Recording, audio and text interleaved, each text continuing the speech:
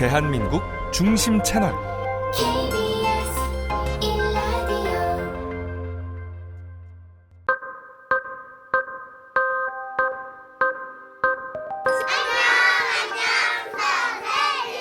I want to be a great person in future. 문제가 너무 많아서 힘들어요. 공부를 너무 많이 해야 돼. I love you, mom and dad.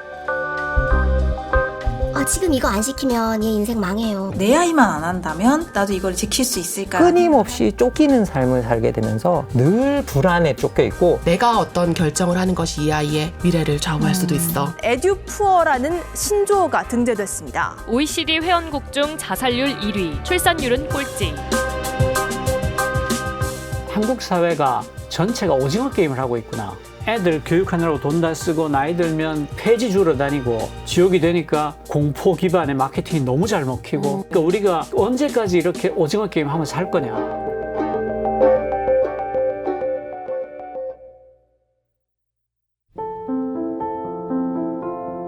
KBS 1라디오 저출생 위기 대응 특집 4부작 선행학습 제국 부모 불안 설명서. 사랑하는 아이에게 예쁜 말만 해주고 싶지만 현실은 학원 숙제했니? 게임 좀 그만해라. 너는 왜 그 모양이니? 내가 너 때문에 못 산다. 이런 잔소리가 대부분입니다. 이런 모진 말에 아이는 삐치고 반항도 하지만 밤이면 이불 속을 파고들면서 말하죠. 엄마, 미안해. 내가 잘못했어. 다시는 안 그럴게. 그때 그런 생각이 듭니다. 내 아이는 매일 이렇게 나를 용서하고 있구나. 전날 야단 맞고 울다 지쳐 잠든 아이가 아침에 눈곱 낀 얼굴로 일어나 엄마 아빠를 찾을 때, 그 사랑스러운 볼에 입 맞추며 정작 부모는 행복한 하루를 시작하지만 아이의 지난 밤은 어땠을까 또 되돌아보게 됩니다. 아이에게 잘못했다는 반성을 습관처럼 요구하면서 저는 작은 내 아이의 마음에 상처만 탑처럼 쌓아가는 건 아닌지 반성까지 하게 되는데요. 행복한 아이로 키우고 바람직한 부모의 역할을 고민해보는 시간입니다. KBS 1라디오 저출생 위기 대응 특집 4부작 선행학습 제국 부모 불안 설명서, 오늘 4번째 마지막 시간입니다. 10살 딸아이 하나 키우면서 매일 반성하고 있는 엄마 아나운서 신성원입니다.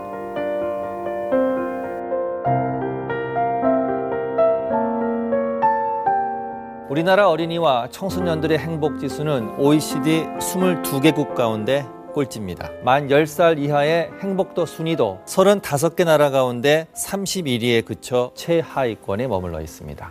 불과 몇십 년 만에 과학과 교육, 문화 분야에서 세계를 선도한 나라. 동시에 불안과 우울증, 자살률이 믿을 수 없을 만큼 높은 나라. 스스로 목숨을 끊는 청소년이 전국적으로 한 해 1000여 명에 달합니다. 우리나라 청소년 사망 원인 1위는 12년째 고의적 자해입니다.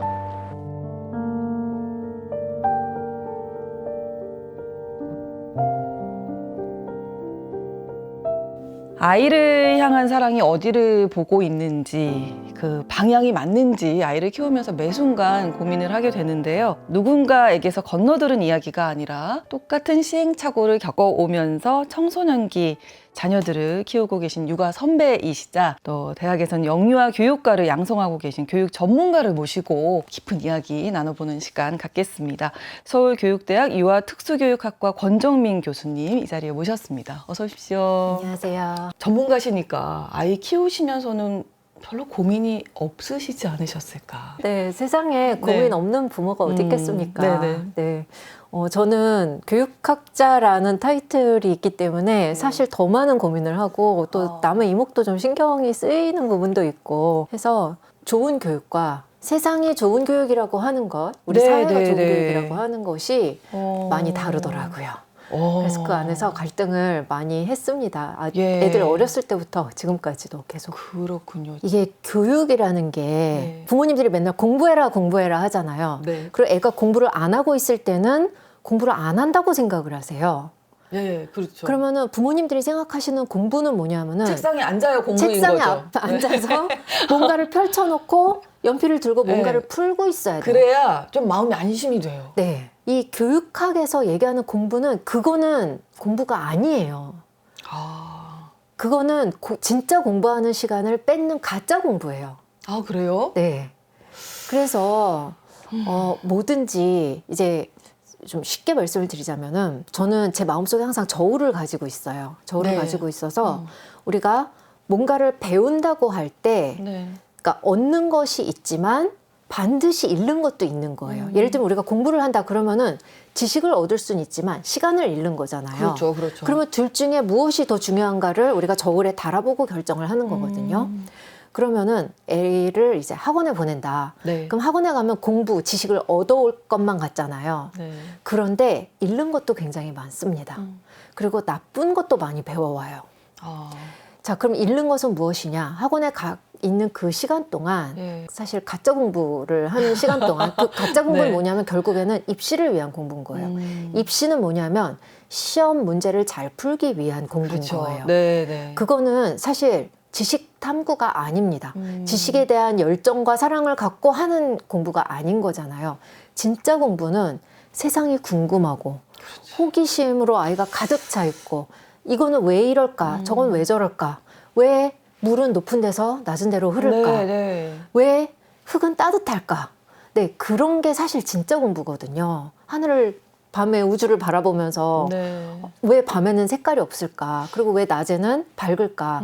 이런 거를 생각하고 고민하는 것이 진짜 공부인데 문제집을 풀고 있으면은 그런 진짜 공부할 그 시간을 뺏어가는 거예요. 그 기회를 뺏어가는 거예요. 밖에 비가 오는지 뭐 해가 떴는지 알지 못하고 해 지면서 그냥 집에 오는 거죠. 뭐. 그렇죠. 이제 많은 부모님들이 아기 태어나자마자부터 학습지를 시키시더라고요. 얻는 것보다 잃는 게 훨씬 많습니다.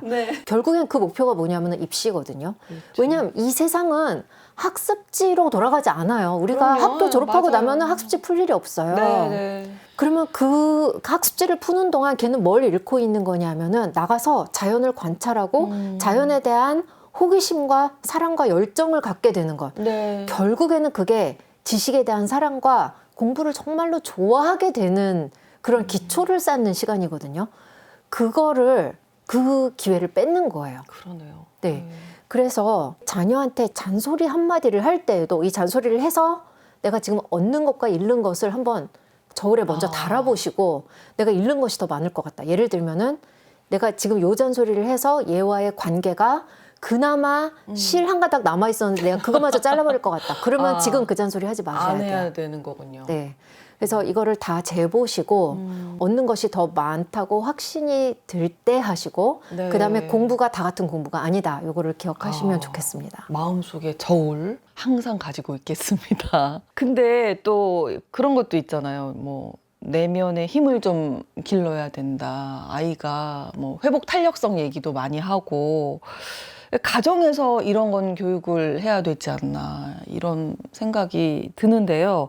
이게 또 쉽지 않거든요. 이게 가정은 쉽지는 않아요. 근데 회복 탄력성이라든지 이런 뭐 시행착오를 통해서 아이가 내면의 힘을 기르는 것을 학교에서 훈련을 해야 돼요, 사실은. 그러니까 부모님들이 학교의 일들에 대해서 조금 관심을 덜 가지시고 네, 그걸 막 보호하려고 하고 너무 그렇게 하실 필요 없고 왜냐면 그것이 걔의 내면의 힘을 오히려 약하게 만드는 것이니까 엄마가 너무 학교 일에 개입하면 안 되는 거예요, 그러면. 단 학교에서 이제 다른 친구한테 괴롭힘을 당한다. 근데 그 괴롭힘이 좀 지속적인 거고 그것 때문에 애가 좀 괴로워하고 불행해한다. 그럴 때는 개입을 하셔야겠죠. 그렇죠. 그런데 그게 아니라면은 넘어져 보기도 하고 친구랑 갈등도 겪어보고 그래야지 얘가 사회생활을 잘하는 인간으로 자라게 됩니다. 저희 대학에도 부모님들이 전화를 하십니다. 대학생인데요? 대학생인데도 전화를 하십니다. 교수님께.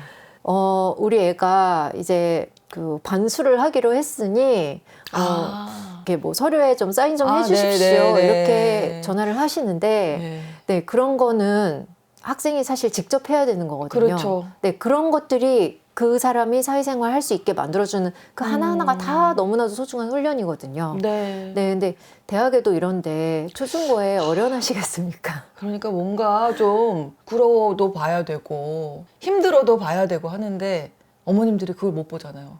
저도 사실 제 애가 어디서 상처 안 받았으면 좋겠거든요. 근데 좀 받아봐야 된다. 우리도 사회생활 하면서 저 사람한테 내가 저 사람 속에 내 마음속으로 마음에 안 드는데 저 사람이 자꾸 나한테 뭐라고 하는데 네. 그렇다고 내가 저 사람과 맞서 아직 싸우기에는 그렇죠. 좀 이른 것 같고 그렇죠. 어떻게든 그래도 좀 잘 어떻게 풀어보려고 지혜롭게 풀어나갈까를 네. 또 알아내는 거죠. 네. 스스로. 우리가 그게 우리한테도 트레이닝이잖아요. 맞아요. 그리고 그 트레이닝을 통해서 우리도 더 훌륭한 사람이 되어가는 거잖아요. 네. 더 내면이 깊어지고 인내심도 더 많아지고 우리 아이들도 똑같습니다. 네. 학교에서 친구들과 갈등도 좀 겪어보고 네, 실패도 경험해보고 그래야 합니다. 그게 너무나도 중요한 공부인데 사실 영어 교육을 일찍 시키는 이유가 그게 오래 걸리기 때문에 시간이 오래 걸리기 때문에 그거를 일찍 시작해야 된다라고 하시잖아요. 네, 네. 근데 바로 이런 것들 이게 다른 사람과 부딪혀 보면서 내가 내면의 힘을 키우는 것들 그다음에 아까 제가 말씀드린 밖에 나가서 자연을 관찰하는 것들 네. 이런 것들은 영어 교육보다 시간이 더 오래 걸리는 것들이에요. 평생 해도 안 될걸요. 네. 지금 저희도 공부 계속 해야 되지 않습니까? 그렇죠. 네. 네, 그래서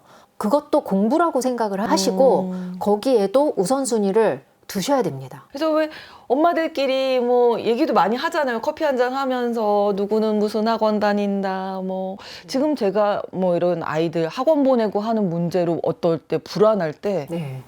만나지 마세요. 좀 위로받을 때도 있잖아요. 엄마들끼리 같은 입장이니까. 그러니까 힘든 얘기만 하시고요. 아, 예. 네, 누가 이렇게 뭐 자랑하는 분이 있다거나 불안감을 조성하는 그러한 대화가 자꾸 생겨나면은 네.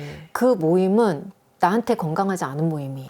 우리가 나한테 들어오는 정보를 내가 다 받을 필요가 없어요.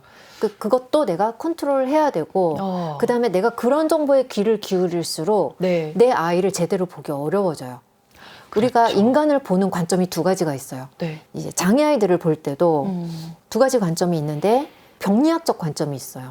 그건 뭐냐면은 얘의 부족한 면만 보는 거예요. 우리가 병원에 왜 가요? 나의 아프니까. 건강함을 과시하기 위해서 가는 게 아니잖아요. 그렇죠. 가면은 내 아픈 것만 딱 찾아서 치료를 하려고 하잖아요. 그렇죠. 네네. 인간을 볼 때 이 사람의 부족한 면, 약한 면만 자꾸 보려고 하면은 약한 것밖에 보이지가 않아요. 그러면은 걔는 계속해서 실패자가 되는 거예요. 왜냐면은 아무리 갖다 채워 넣으려고 해도 인간은 완벽해질 수가 없거든요. 우리도 완벽하지 않거든요. 그럼요. 네네. 평생을 노력해도 박사학위를 받고 내가 노벨상을 받아도 계속 부족한 부분이 있거든요. 근데 우리 애한테 어떻게 완벽함을 우리가 기대를 하겠어요. 네. 우리 엄마가 나한테 너는 왜 스티븐 호킹 같은 사람이 되지 못하니? 라고 얘기를 했으면 내가 얼마나 상처를 받았을까? 그렇죠. 너는 왜 저 사람처럼 못 돼? 너는 왜 노벨상 못 받고 너는 왜 한강 작가처럼 못 되고 너는 왜 빌 게이츠처럼 못 돼? 이렇게 얘기를 하면은 우리의 존재를 부정당하는 거잖아요. 너무 슬픈 일이죠. 네. 근데 우리가 우리의 아이들한테 그렇게 하고 있더라고요. 경제적인 여유가 있을 때에 더 많은 학원을 보내시게 되거든요. 제가 그 마음을 이해 못하는 건 아니에요. 네. 비용에 상관없이. 네. 네. 수능을 코앞에 둔 고등학생에 해당되는 얘기는 아닙니다. 네. 교육에는 명시적 교육과정이 있는데 또 잠재적 교육과정이라는 게 있어요. 네. 명시적 교육과정은 글로 쓰여 있는 거, 교과서에 나와 있는 거, 우리 이거 가르치겠다 하고 가르치는 거. 그게 명시적 교육과정인데 잠재적 교육과정은 뭐냐 하면 글로 나와 있진 않은데 애한테 어떤 메시지가 가는 거예요. 예를 들면은 미술학원에 갔어요. 얘가 뭔가를 그렸어요.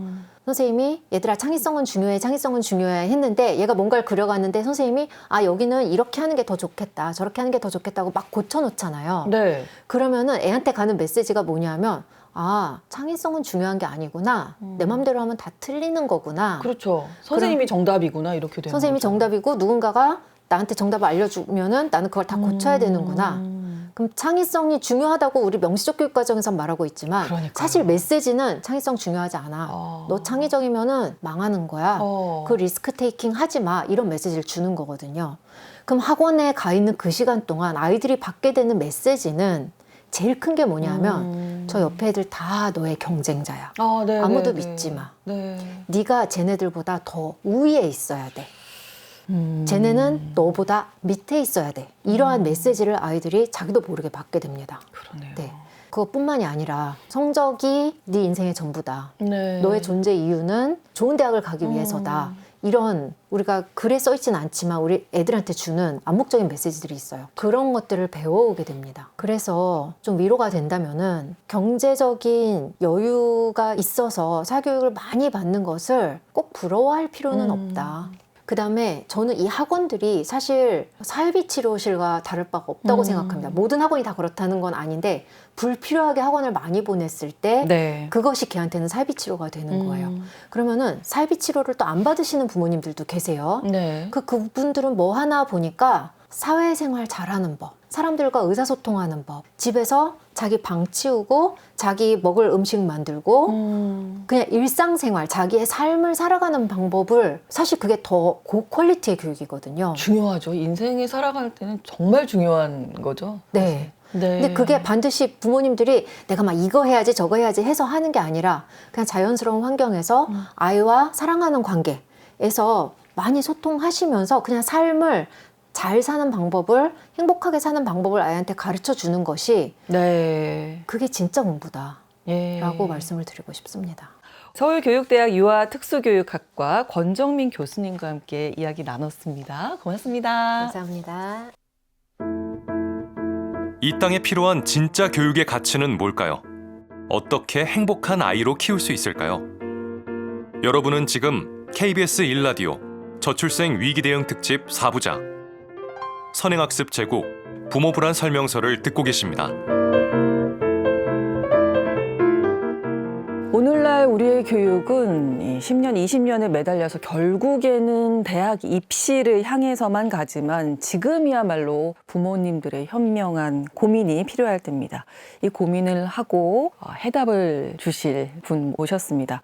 눈 떠보니 선진국 박태웅의 AI 강의 저자이신 녹서포럼 한빛미디어 이사회 박태웅 의장님과 말씀 나눠보도록 하겠습니다. 어서 오십시오. 안녕하십니까? 네, IT의 거장라는 별칭이 있으시더라고요. 아닙니다. 네, 녹서 포럼이 뭔지 녹서가 먼저, 이제 네, 그린 알고 싶어요. 페이퍼라고 하거든요. 아, 네네. 우리가 왜 백서는 많이 들어봤잖아요. 네네. 백서라고 하면 이제 우리가 앞으로 이런 문제에 대해서 어떤 정책을 펼치겠다라거나 네. 어떤 정책을 펼친 결과 이런 결과가 나왔다. 그걸 정리해서 이제 보고서로 만드는 걸 백서라고 하는데 네. 녹서는 그 백서를 만들기 전에 네. 이런 문제를 우리가 맞닥뜨렸는데 우리 사회가 이 문제를 풀기 위해서 우리가 어떤 질문들에 답해야 됩니까? 그 질문들을 다 모아봅시다. 네. 그렇게 해서 질문들을 각계각층으로부터 다 모은 다음에 그걸 정리해서 만든 게 녹서예요. 아, 그렇군요. 그러니까 각계각층으로부터 집단위성으로 꼭 답해야 될 질문부터 모으는 거죠. 그렇군요. 이게 그러니까 문제를 정의하는 과정이에요. 아, 이게 무슨 문제인지 알아야 풀 거 아니에요. 맞습니다. 우리가 이제 대부분 실수하는 게 무슨 문제가 생기면 풀려고 해요.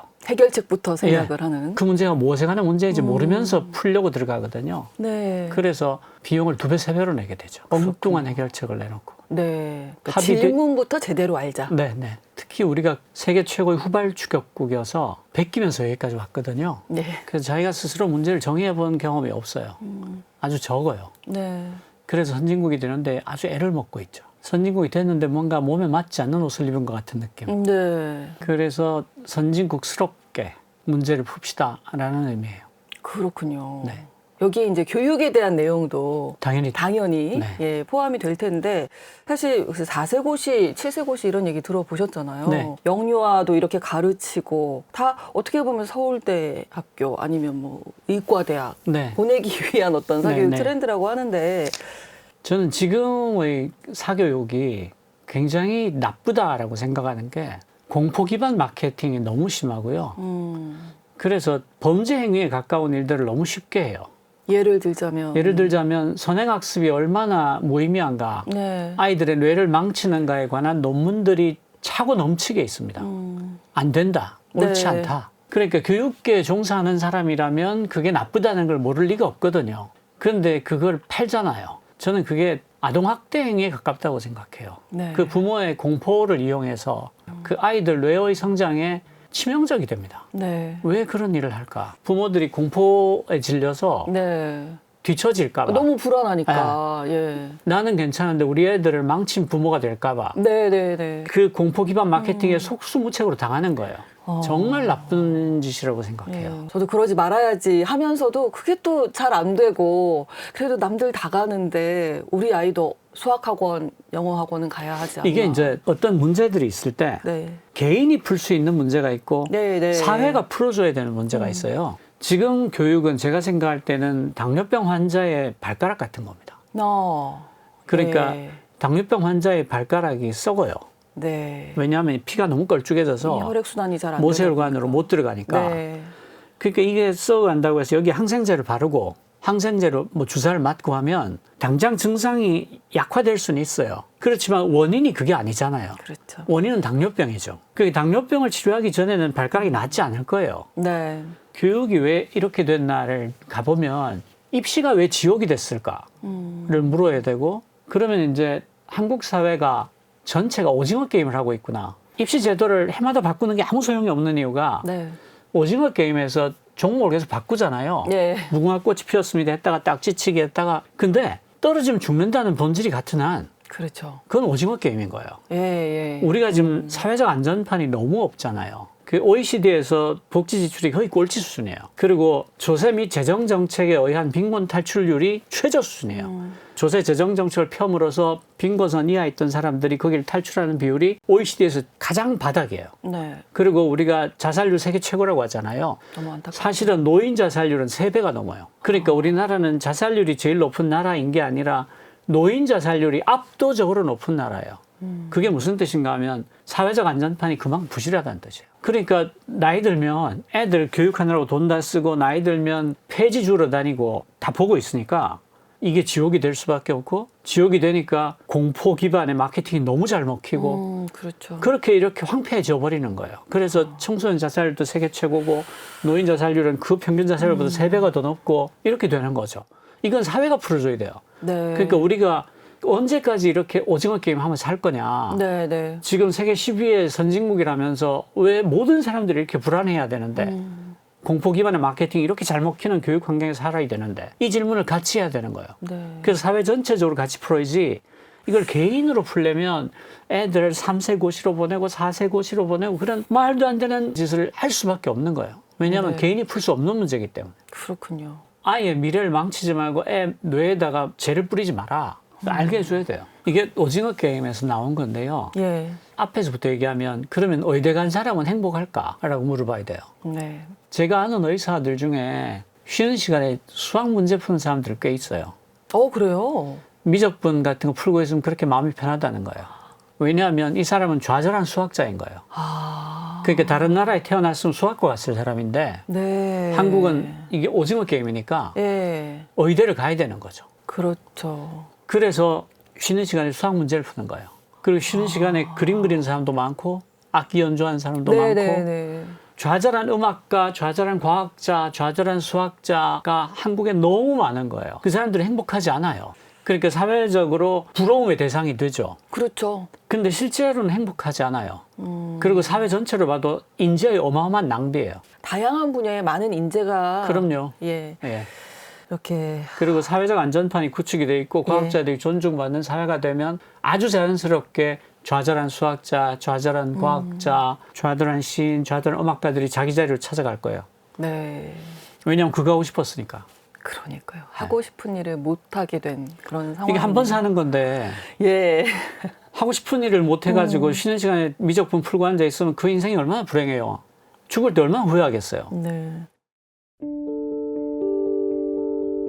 챗 GPT라는 인공지능이 단순한 대화 수준이 아니라 논문도 쓰고 의사나 변호사 면허 시험도 통과할 정도라고 합니다. 2023학년도 대학 수학능력 영어 시험 문제를 듣기 평가를 제외한 28문항을 푸는데 단 6분이 걸렸습니다. AI나 이런 것들이 너무 발달되어 있기 때문에 우리 아이들이 다양한 직업들이 많아질 것 같아서 그냥 저는 저희 아이가 즐겁게 할 수 있는 일을 선택해서 했으면 좋겠어요. 의사나 변호사 대다수의 직업들은 보편화되거나 또는 기술이 대체가 되는 부분도 있겠지만 코어를 담당하는 뭐 의사나 전문가라고 하는 조직들은 아무래도 점점 더 없어지지 않고 훨씬 더 중요하게 더 필요하지 않을까 생각하고 있고요. 미래 사회에는 건강한 신체, 정신, 사회성 같은 인간의 기본적인 능력이 더 중요해질 거라고 생각합니다. 또 정서적 안정을 경험하고 다른 사람들과 건강한 관계를 맺는 연습을 더 많이 해야 하지 않을까 생각합니다. 집에 지금 AI잖아요. 요즘 시대가. 그래서 뭐 최근에는 뭐 없어질 수 있는 직업들도 너무 많고 의사, 변호사 이런 부분들이 다 AI가 대체되고 있다라고 생각을 들거든요. 향후에 우리 아이가 얼마나 재밌고 즐겁게 생활할 수 있는 직업을 가질 수 있는지 그러니까 그런 부분을 찾게 해주는 게 더 중요한 것 같아요. 방금 들으셨는데 아니 안 그래도 최근에 테슬라 최고 경영자 일론 머스크가 앞으로 의대, 뭐 의사 직업이 의미가 없다, 갈 필요가 없다, 뭐 이런 얘기가 나와서 눈이 동그래졌었거든요. 그 기사 보면서 어떻게 생각하세요? 올해가 AI가 의학적으로 본격적으로 들어오는 첫 해가 될 거예요. 오픈 AI가 이미 의학 관련 솔루션 출시했고요. 네. 클로드 출시했고 구글도 논문 발표했고요. 모델도 내놨어요. 아주 많은 경우에 의사하고 협업을 하거나 혹은 이를테면 뭐 그 영상 판독 같은 경우 네. 의사랑 AI랑 네, 같이. 그다음 의사 플러스 AI랑 네. 이 세 가지 경우를 비교해 보면 네. AI 혼자 하는 게 제일 나을 때가 더 많아요. 그렇군요. 왜냐하면 반복되는 패턴이 있는 모든 경우에 AI가 잘하거든요. 네. 근데 이 엑스레이나 이런 MRI나 이런 동영상은 대단히 뚜렷한 패턴이 있잖아요. 그렇죠. 이건 AI가 더 잘할 수밖에 없어요. 장기적으로 보면. 네. AI 시대라는 거는 어떤 건가요? 그러니까 AI가 무슨 일을 하느냐라고 네. 물어보면 방대한 데이터를 학습해서 그 안에 있는 잠재된 패턴을 찾아내는 일을 한다. 이렇게 정의할 수 있거든요. 네. 그러니까 방대한 데이터가 있는 일들, 네. 그 안에 잠재된 패턴이 있는 일들은 전부 다 AI가 결국 더 잘하게 될 겁니다. 그러네요. 그러니까 질병은 패턴이 있죠. 그렇죠. 동영상 자료, 판독 자료 같은 건 분명히 패턴이 있죠. 그건 AI가 결국은 더 잘하게 됩니다. 네. 그리고 지금 프로그래밍도 급속도로 AI가 점령해 가고 있는 구간이거든요. 네. 왜냐하면 거기도 뚜렷한 패턴이 있으니까. 그래서 그런 일들은 다 시간의 문제일 뿐 AI가 더 잘하게 될 것이다. 네. 라고 생각을 해야 됩니다. 그러면 이 미래 AI 시대를 맞는 우리 아이들을 어떻게 가르쳐야 되겠습니까? 어떻게 해야 될까요? 교육이 뭘까라고 물어보면 네. 애들이 어른이 돼서 스스로 자립해서 살 수 있도록 준비시켜주는 과정이잖아요. 네. 근데 우리는 그렇게 가르치지 않아요. 교육의 본질이 뭐냐? 그러면 어른이 됐을 때 스스로 두 발로 서서 성인으로서 잘 살 수 있게 만들어주는 거. 그러니까 어른이 되기 위해서 필요한 어떤 것들을 준비시켜주는 게 교육의 본질일 거 아니에요. 네. 근데 어른이 되기 위해서 필요한 것 빼고 나머지를 다 가르쳐요. 예를 들어서 예. 우리나라가 사기 피해자가 전 세계에서 가장 많은 나라 중에 하나거든요. 네. 왜냐하면 대학교까지 졸업해도 계약서 쓰는 법을 몰라요. 네. 아무도 가르치잖아요. 네. 전세 사기는 피해가 대부분 청년들이에요. 그렇습니다. 압도적으로 청년들 비중이 높거든요. 예. 왜 그렇게 전세 사기 피해를 쉽게 당하나? 아무도 계약서 쓰는 법을 가르쳐주지 않았어요. 네. 그리고 검수저를 물고 태어난 일부 아이들 외에 나머지는 죽을 때까지 자기 노동을 팔아서 그 대가로 먹고 살아요. 그러면 노동을 파는 것에 관한 조건을 이해하도록 가르쳐야 되잖아요. 예. 그게 근로기준법이고 노동법이에요. 네. 절대로 안 가르쳐줘요. 그러니까 애들이 맨날 편의점 가서 알바하다가 떼이고 공장에 가서 알바하다가 손가락 자르는데 제대로 보상도 못 받고 그러는 거죠. 그리고 자존감을 지키는 법, 가스라이팅 당하지 않을 수 있는 법을 절대로 가르쳐주지 않아요. 그러니까 애들이 너무나 쉽게 가스라이팅을 당하는 거예요. 네. 그리고 소셜미디어에서 가짜뉴스에 대응하는 법을 절대로 가르쳐주지 않아요. 그러니까 이리 몰리고 저리 몰리고 막 가짜뉴스에 너무 쉽게 당하죠. 네. 그리고 인생을 즐기는 법을 절대 가르쳐주지 않아요. 잘 모르는 것 같아요. 정말. 그러니까 이를테면 운동하는 습관을 한국 사람처럼 못 배운 채로 사회에 나오는 경우가 있나. 예. 그러니까 사실은 어린 시절에 학교에서 반드시 붙여줘야 될 습관이 자기 몸을 관리하는 습관이에요. 운동하는 습관하고 책 읽는 습관이에요. 네. 이 두 가지를 가르쳐줘야 되는 거예요. 왜냐하면 몸도 건강하게 정신도 건강하게. 맞습니다. 그 제가 지금 말씀드린 이런 것들을 학교에서 어떤 것도 가르치지 않잖아요. 그럼 도대체 뭘 가르치는 거예요? 국어, 영어. 그 세상에 도움이 안 되는 거예요. 그래서 아이들이 대학교 가면서 내가 다시 교과서를 읽으면 성을 간다. 이렇게 되는 거예요. 공부를 막 지긋지긋하게 느끼게 만드는 거예요. 그냥 책 읽는 재미를 한 번도 느껴보지 못한 채로 강제로 주입하고 암기하고 문제 풀고 하니까 수학하는 즐거움, 책 읽는 즐거움, 토론하는 즐거움, 세상에 근사한 모든 즐거움을 다 뺏어버려요. 그래서 어른 되면 인생을 즐기는 걸 못 배웠으니까 붙잡고 맨날 폭탄주 먹고 그냥 노는 거는 폭탄주 마시는 것밖에 모르는 거예요. 그러네요. 너무 불쌍한 인생이죠. 예. 그래서 저는 한국의 교육이 정말 이상하다. 미친 것 같다. 네. 왜 교육의 본질에 대해서 이 지경으로 묻지 않을까? 그거 정말 이상해요. 네. 그 고리를 어디인가에서는 누군가는 좀 끊어야 되지. 그러니까 이게 이제 어른들의 욕심인데 네. 이게 되게 힘들어요. 해할까요? 지금 핵심은 시대가 바뀌었다는 거예요. 그러니까 지금의 시대는 아이들이 학교에서 어떤 것을 배우고 졸업하더라도 네. 남은 인생의 대부분을 평생 처음 보는 어떤 걸 하면서 살아야 돼요. 먹고 살아야 돼요. 아, 네. 기술 발전 속도가 가속도를 띠거든요. 그러니까 지금 애들은 학교에서 뭘 배우든지 간에 졸업하자마자 네. 남은 인생의 대부분을 평생 처음 보는 어떤 걸 하면서 먹고 살아야 돼요. 네. 그러니까 애들한테 주입식 암교육을 하는 것만큼 어리석은 짓이 없어요. 왜냐하면 세상에 나타나지 않은 걸 가르칠 수는 없거든요. 그렇죠. 그래서 애들한테 뭘 가르쳐야 되냐면 내가 생전 처음 보는 어떤 게 나타나더라도 네. 스스로 탐구하고 학습하고 검색하고 토론해서 자기만의 지식 체계를 갖출 수 있는 능력을 기를 수 있도록 해주는 게 학교가 할 수 있는 유일한 일이에요. 예. 그러니까 어떤 낯선 게 나오더라도 저게 뭐지? 네. 제 원리가 뭐지? 쟤는 사회에 어떤 영향을 미치지? 그래 사회가 어떻게 바뀌지? 그래서 나는 뭘 해야 되지? 이런 질문들을 하고 네. 네. 그 질문의 답을 스스로 찾아 나갈 수 있는 능력을 길러주는 게 지금처럼 사회가 급변하고 기술이 가속하는 시대에 학교가 아이들한테 줄 수 있는 유일한 일이에요. 왜냐하면 세상에 나타나지 않은 걸 어떻게 가르쳐요? 그렇죠. 더구나 그걸 주입식 암기시킨다고요? 예. 제정신이 아닌 거죠. 네. 불가능한 일이에요. 부모는 어떻게 해야 될까요? 제 생각에는 아이들이 풍부한 교양을 갖고 네. 독서하는 습관, 책 읽는 습관이 몸에 붙어야 되고 그리고 논리적으로 사고할 수 있는 능력, 그리고 경청할 수 있는 태도, 그 소셜 능력 압도적으로 중요해요. 결국 조직에서 길게 가서 잘 되는 사람들은 대부분 이 소셜 능력이 좋은 사람들. 의사소통을 잘하는. 네. 커뮤니케이션이 잘 되고 네. 남의 말 경청하고 예. 남의 사정을 공감해주고 네, 이런 네. 사람들이 오래 가요. 그게 왜 그런가 하면 우리가 집단지성으로 생각하기 때문입니다. 그래서 경청하는 태도. 네네. 그리고 왜 풍부한 교양이 중요한가 하면 사실은 답은 AI가 갖고 있어요. 네. 똑같은 AI를 써도 질문을 잘 하는 사람, 그 다음에 AI가 어떤 답을 내놨는데 그 답을 이해하고 그 다음 질문을 할 수 있는 사람, 이 AI를 10배에서 100배 더 잘 써요. 네. 그 같은 AI를 써도 어떤 사람은 10배에서 100배의 결과를 내는 거죠. 그 기반이 되는 게 풍부한 교양이에요. 그래서 저는 AI 시대는 교양의 화려한 복권의 시대다. 오, 네네. 르네상스적 인간의 복권이다. 네. 라고 얘기합니다. 예. 명심하도록 하겠습니다. 녹서 포럼 박태웅 의장님과 함께 좋은 말씀 나눴습니다. 고맙습니다. 감사합니다.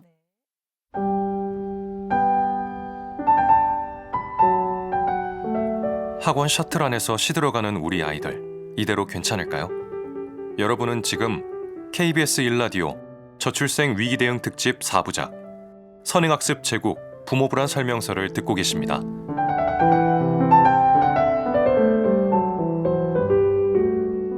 안녕하십니까. 소아정신과 교수 김북년입니다.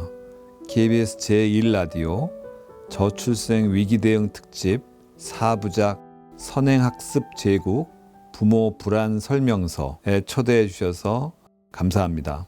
우리나라가 전 세계에서 가장 아이들의 능력이 상위권에 들어가는 나라로 알려져 있죠. 그건 굉장히 좋은 일입니다. 우리에게는 국토가 넓은 것도 아니고 자원이 많은 것도 아니고 자연의 혜택을 많이 받은 것도 아니죠. 사람들이 정말 우리에게는 가장 큰 보물이라는 걸 아마 아실 겁니다. 우리 부모님도 아마 아이 한 명 한 명이 다 소중하고 아이 한 명 한 명을 다 사랑하고 그 아이가 잘 되기를 기도하시고 또 행복하기를 기도하실 거라고 생각합니다. 그런데 당부드리고 싶은 건 사교육의 문제가 사실은 아이하고의 피트니스의 문제인데요. 적절한 사교육은 그 아이한테는 잘 이해하지 못하는 문제를 해결하는 데 큰 도움을 주는 건 사실이에요. 근데 그게 선행이라는 이름으로 이제 진행이 될 때가 문제가 시작되기 좋은 조건이 되는데 대개 선행이라고 하는 것이 아이들의 자기 동기에 의해서 시작되는 게 보다는 부모에 의해서 디자인이 되는 경우가 많죠. 중요 과목인 이제 영어, 중요 과목인 수학, 중요 과목인 어떤 거를 부모님이 선정을 하셔서 그거를 이제 빨리 아이들한테 조기에 학습시키고 가능한 빠른 시간 안에 또 다음 단계로 넘어가서 한 1년이나 2년 정도의 선행을 시키는 것이 좋다라고 생각하시게 되는 것 같아요.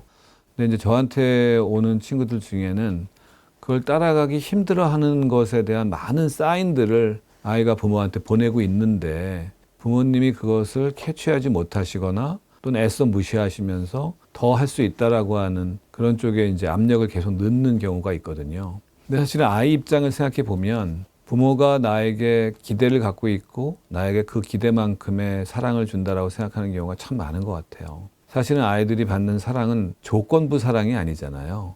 그냥 무조건 주는 사랑인데 사실은 부모님 입장에서는 아이가 그걸 받아들일 때는 이 숙제를 네가 잘 끝내면 이걸 네가 잘 이해하고 여기서 네가 이걸 잘 해내면 약간 뭔가 조건이 붙어 있다는 오해를 하게 되는 거예요, 아이들은요. 부모님이 절대로 그런 조건을 걸고 아이를 사랑하는 게 절대 아니거든요.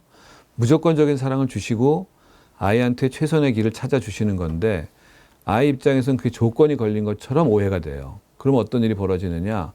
아이가 힘들다는 말을 못합니다.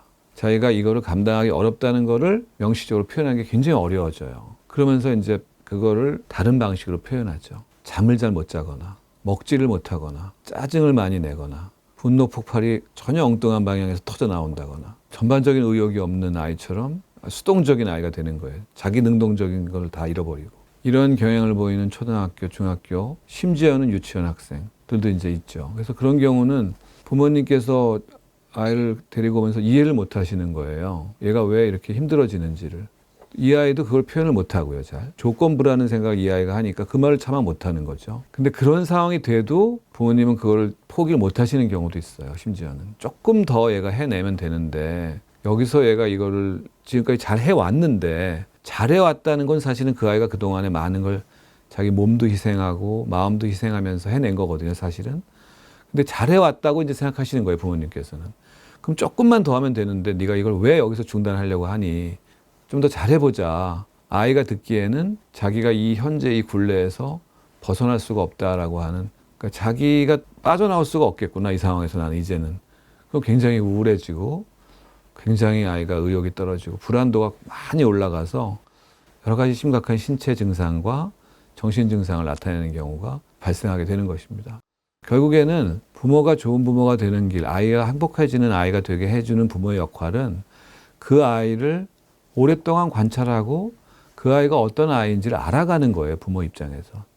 내가 이 아이를 안다고 생각하는 순간 오해하는 경우가 정말 많습니다. 그 안다라는 게 대개 나의 욕망이 투사가 돼서 얘는 영어를 열심히 하는 아이야 라고 나는 라벨링하고 영어 유치원 보내고 영어 단어 하루에 10개씩 외우게 하고 영어 이름 갖게 하고 집에 돌아오면 영어로 말하도록 강요하는 이런 엄마가 되시는 위험성이 큰 거예요.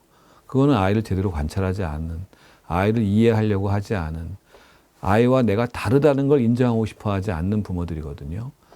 놀랍게도 많은 기질적 연구에 따르면 부모의 기질과 전혀 다른 아이가 태어나는 확률이 더 높습니다.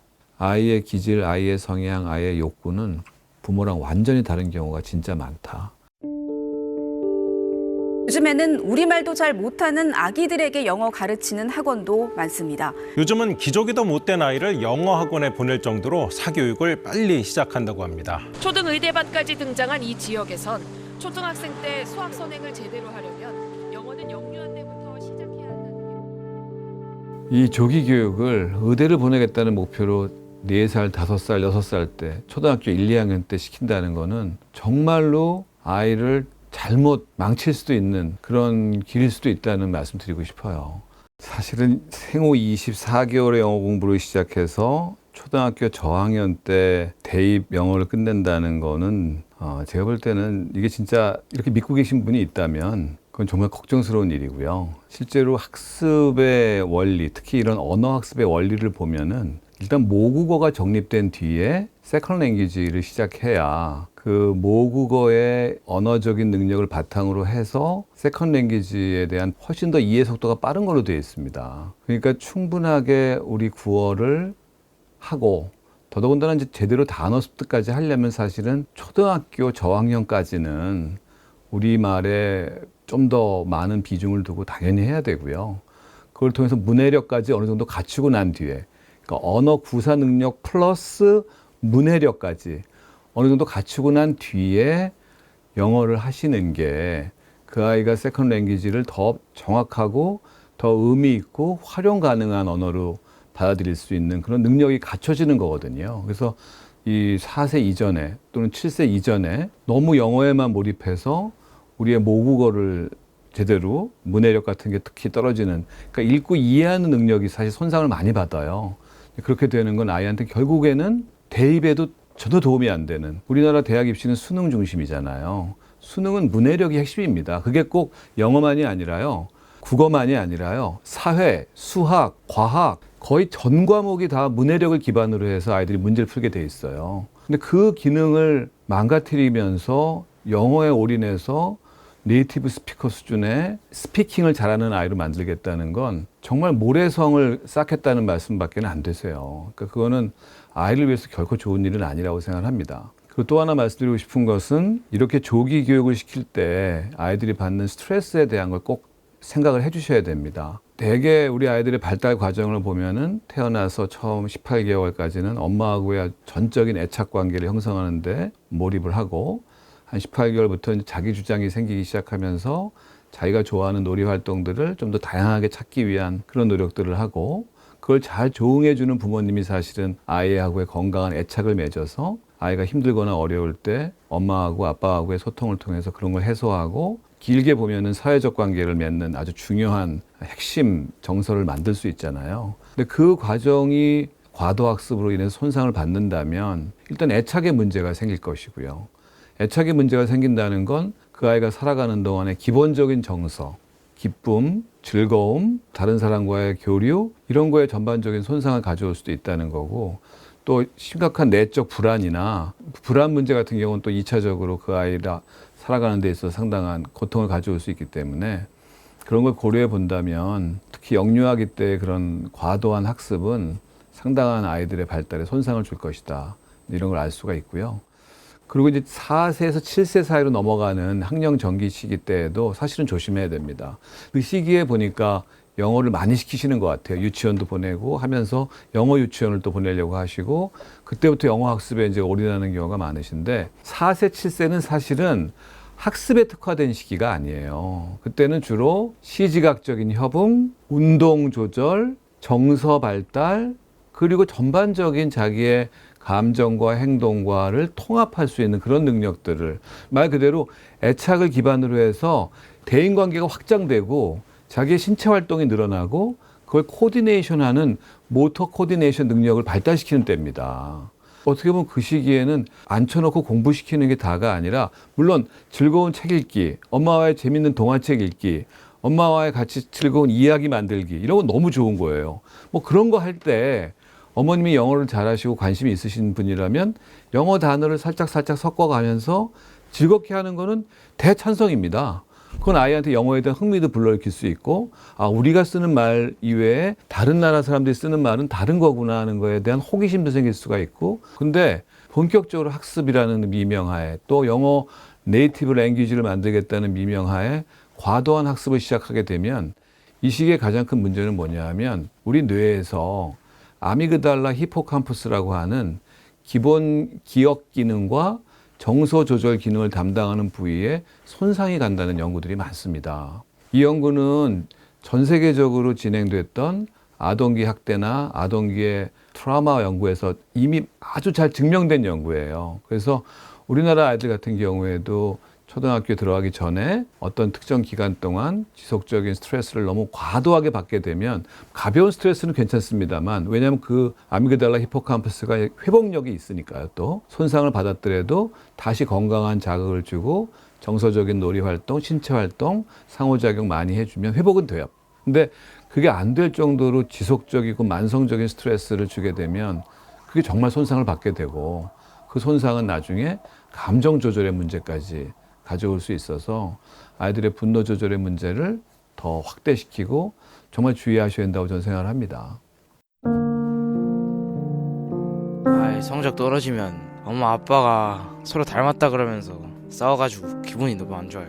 제가 못해서 그런 거긴 한데 집에 있기가 싫어요. 엄마 아빠 싸우면 저도 기분이 나빠지고 저도 싸울 것 같이 막 예민해져요. 저도 싸우는 거 듣기 싫어요. 엄마랑 아빠랑 재래기하고 싸울 때 속상해요. 그럴 땐 진짜 방에 숨고 싶어요. 엄마 아빠 제발 싸우지 말아주세요. 엄마 아빠가 싸우면 무섭고 슬퍼요. 예쁘게 말하면 좋겠어요. 엄마 아빠 싸우지 마세요. 물론 가장 흔한 일은 부모가 많이 어떤 갈등 때문에 막 정서적인 노출을, 부정적인 노출을 많이 하게 되면 당연히 아이가 불안정해지죠. 불안해지고 수면도 나빠지고 여러 가지 문제가 생기니까 아이 앞에서 부모가 그런 부정적 감정 노출을 많이 한다거나 가장 좋지 않은 방식이다. 또 하나의 문제 중에 하나는 부모가 아이를 자기 편으로 막 끌어들이려고 하는 게 있어요. 내가 하는 주장이 우리 아이한테 더 도움이 된다는 걸 걔 목소리를 통해서 듣고 싶은 거예요. 그러면 이제 그걸 통해서 봐, 내 말이 맞잖아. 당신이 생각하는 게 아니라고. 얘는 이거 좋아하고 잘하려고 노력하고 있는 아이라고 하는 걸 증명하기 위해서 같은 편으로 그 아이를 내 편으로 끌어들이려는 경우가 있거든요. 그게 최악입니다, 사실은. 그거는 불안 문제 정도가 아니라요. 양가 감정도 일으키고 아이가 부모에 대해서 부정적인 정서하고 긍정적인 정서를 구분하기 어려울 정도의 혼란감을 가져오기도 하고요. 또 실제로 어떤 특정 부모에게 하나의 편가르게 이 아이가 끼어들게 되면 그 반대쪽 부모에 대해서는 엄청나게 이 아이가 죄책감과 공포를 갖게 돼요. 그러면 가족 내에서 이 아이가 정서적으로, 인지적으로 분열 상태에 빠지게 되고 그거는 그 아이의 발달에 정말 심각한 인격장애의 문제를 가져올 수도 있는 정도의 심각한 문제를 가져올 수도 있습니다. 그렇게까지 극단적으로 가지 않는 경우가 많겠습니다만 실제로 그런 부모가 자기 편으로 아이를 끌어들이는 거 또는 아이를 희생양을 만드는 경우도 있어요. 부모의 갈등 속에서. 그래서 아이한테 다 책임을 밀어버리는 거예요. 저 녀석이 저런 문제가 있기 때문에 내가 당신하고 이렇게 계속 관계가 나빠질 수밖에 없고 당신이 이렇게 행동하니까 쟤는 더 나빠지는 거고 결국 이 녀석의 이 문제가 우리 가정의 가장 큰 문제다라고 걔를 희생양으로 만드는 그런 경우도 있습니다. 그러니까 상상하기 어려우시겠지만 실제로 벌어지는 일들이에요. 아이 앞에서 부모가 부정적 감정 노출을 많이 한다거나 또는 자꾸 아이를 자기 편으로 끌어들이려고 한다거나 또는 아이를 희생양 삼아서 가정 문제를 해결하려고 한다거나 이 세 가지는 가장 좋지 않은 방식이다. 그렇게 볼 수 있죠. 저는 우리 부모님들이 정말로 열심히 하신다고 생각해요. 부모님이 뭐 학력이 높던 학력이 낮던 경제적으로 아주 윤택하건 윤택하지 않으시건 어디에 사시건 어떤 경험이 하셨긴 간에 자기 아이한테만큼은 정말 최선을 다하려고 하는 부모님들이 대부분이십니다. 우리 어머님들이 아버님들이 또 아이를 요즘 1명 정도 낳으시잖아요. 그리고 또 늦게 낳으시는 경우도 많으시더라고요. 그러다 보니까 굉장히 소중한 아이 그리고 너무너무 귀한 아이라고 이제 생각을 하시고 그러다 보면 본인들도 완벽한 부모, 아이를 위해서 모든 걸 희생할 준비를 하시는 부모 이런 생각을 하시는 것 같아요. 너무나 저는 어머님들의 마음을 이해합니다, 사실은요. 근데 저는 완벽한 부모는 허상이라고 생각합니다. 어떻게 부모가 완벽할 수가 있겠어요. 아이와의 상호작용을 통해서 그 아이를 조금 더 이해하는 어른이고 그 아이를 조금 더 사랑하는 어른이고 그 아이가 잘 클 수 있는 여건을 만들어주는데 많은 노력을 하는 그런 어른이지 그 아이를 위해서 내 마음과 몸을 희생하고 내 시간을 다 희생해서 오로지 그 아이만을 위한 행동을 한다. 그건 있을 수 없다고 저는 생각하거든요. 그 하나 아이 또 두 정도의 아이를 정말 잘 키우고 그 아이를 위해서 내가 모든 걸 어떤 면에서는 좀 희생하겠다는 그런 각오까지 있으신 건 너무 아름다운 마음이신데 그런 아름다운 마음을 조금 더 균형 있게 쓰시라는 말씀 드리고 싶어요. 그래서 부모님께서 본인의 생활도 잘 하셔야 돼요. 본인도 행복해지셔야 되고요. 본인도 마음 건강, 몸 건강을 잘 추스리셔야 돼요. 왠지 아세요? 아이들은 엄마를 보고 자라고 아빠를 보고 자라잖아요.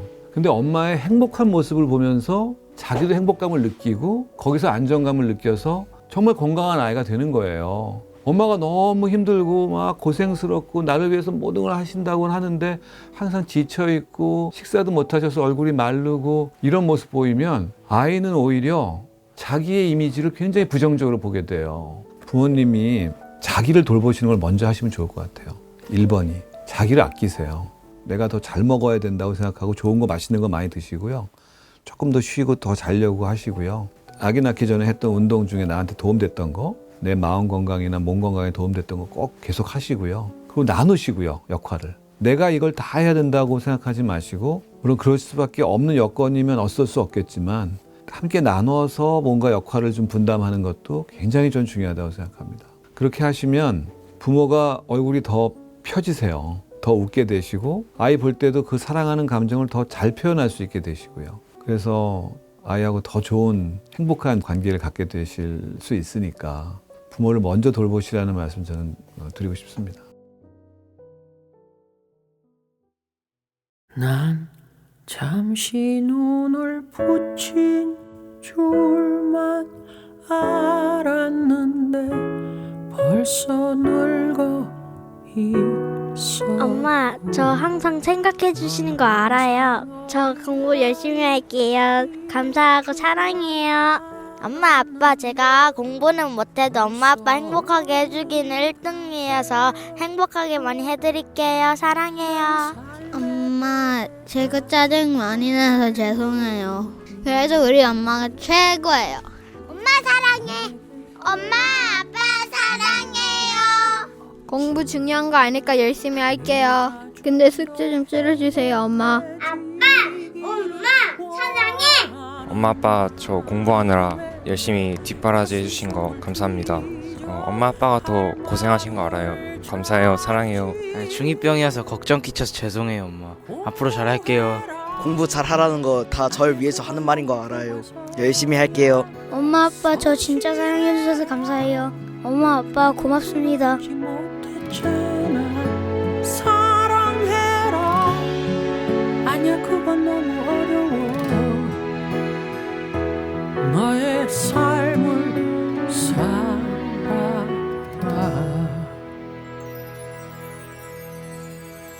한참 세상 살아는 내 아이가 아침에 현관문으로 나갔다가 무사히 그 문으로 다시 돌아오는 것만으로도 일상은 참 감사하고 소중합니다.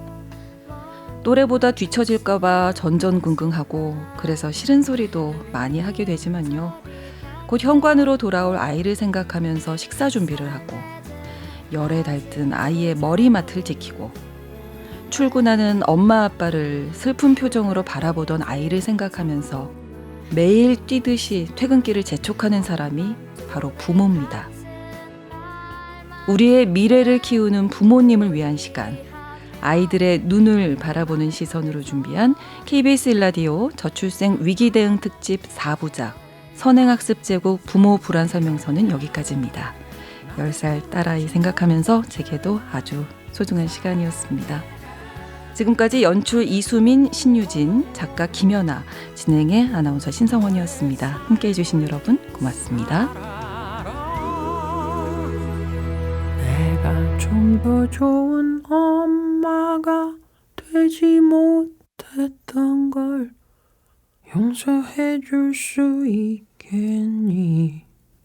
넌 나보다는 좋은 엄마가 되겠다고 약속해 줄